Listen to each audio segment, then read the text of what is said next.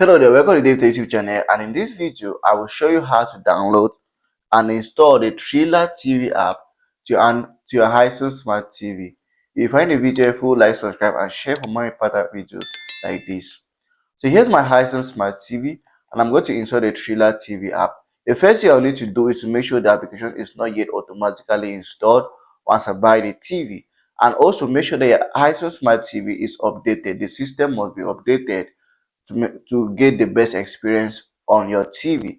So once you've made sure all of that is good, make sure to launch your app store like I just did. And once you launch, I'll come back to the search box and I'll just type in Triller TV. I could take out time to browse through, but I don't have all the time in the world. So the shortest thing or the quickest thing to do is just come over here and type in the name application, which is Triller TV. So I'm going to type in Triller. So Triller, here's what I'm looking for. That is Triller. Once I type in this, I'm just going to go ahead and search.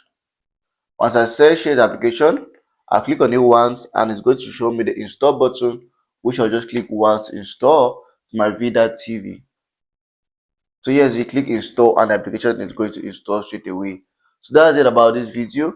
If you like it, make sure to subscribe for more important videos like this.